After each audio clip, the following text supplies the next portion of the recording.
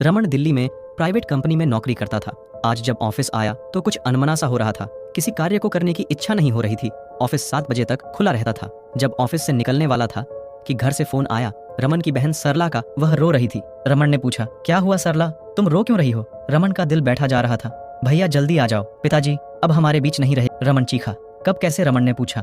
अभी थोड़ी देर पहले सीने में दर्द हुआ, डॉक्टर के आते आते उन्होंने दम तोड़ दिया। डॉक्टर ने सीवियर हार्ट अटैक बताया था। रमन ने कहा, मैं आता हूँ।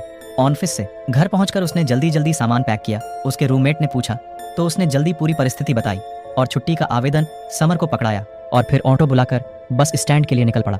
शाम से ही बारिश के आसार थे। काले बादल आसमान में घुमड़ रहे थे। हवा और बादलों का खेल चल रहा था। 8-9 बज गए थे। बस स्टैंड पहुंचते पहुंचते अचानक अंधेरा छा गया और जोरों से बिजली खड़कने लगी और शाम से लुका छुपी करते बादल वर्षा की बड़ी बड़ी बूंदों के साथ बरसने लगे। तभी शहर की बिजली गुल हो गई। बस स्टैंड पर दुकान लगाने वाले लोग अपनी अपनी दुकान समेट कर भागने लगे। बस 4-6 ही यात्री बस स्टैंड पर बचे थे जिन्हें इस समय बहुत जरूरी अपने स्थान पर जाना था और एकदम सुनसान डरावना वातावरण लग रहा था। रमन अपने पिता के ख्यालों में खोया था। वह घर में सबसे छोटा था। उनकी माँ छोटी उम्र में ही हम सभी को पिताजी की गोद में डालकर भगवान को प्यारी हो गई थी। पिताजी ने माँ और पिता दोनों बनकर हमारी परवरिश की थी। हम 2 भाई और 1 बहन थे। पिताजी रमन को बहुत प्यार करते थे। रमन पढ़ने लिखने में होशियार था, जबकि बड़े भाई गलत संगत में रहकर अपनी पढ़ाई छोड़ चुके थे। पिताजी ने उनकी शादी कर दी थी। सोचा था बहू आ जाएगी तो शायद बुरे दोस्त और बुरी संगत छूट जाएंगी, पर ऐसा नहीं हुआ। उन्हें भाभी के आने के बाद भी जिम्मेदारी का एहसास नहीं हुआ।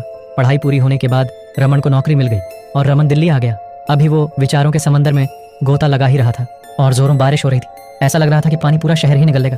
तभी बस की तेज रोशनी और कर्कश हॉर्न की आवाज से वह हड़बड़ाकर अपने पिता के विचारों से जागा और देखा तो एक बस उसके सामने खड़ी थी।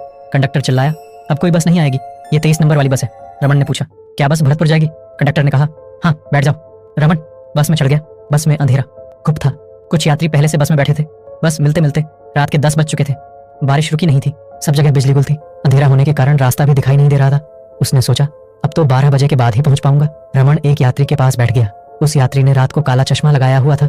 रमन ने सोच, कैसा व्यक्ति है, रात को भी चश्मा लगाकर बैठा है। रमन ने उससे पूछा, भाई साहब आप कहाँ जाओगे? उसने कोई जवाब नहीं दिया। थोड़ी देर में कंडक्टर रमन के पास आया। रमन ने भरतपुर तक टिकट बनाने को जैसे ही कहा वह चौंक गया। कंडक्टर के हाथ खूब लंबे लंबे नाखून, मुंह आधा जला, आंख नहीं थी। रमन की हालत खराब हो गई।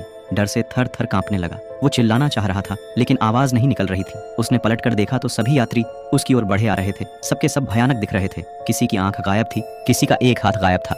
बड़ा ही डरावना दृश्य था। अचानक भयंकर हंसी गूंजी और वो कंडक्टर गुर्राया, अब तुम नहीं बचोगे? हाँ हाँ हाँ। भयानक हंसी बस में गूंज उठी। अचानक रमन को लगा जैसे कोई अदृश्य शक्ति ने खींचकर उसे जोर से बस से बाहर धकेल दिया। सुबह हुई तो रमन की आंख खुली। वह सड़क के किनारे पड़ा था। उसका सर बहुत जोरों से दर्द हो रहा था।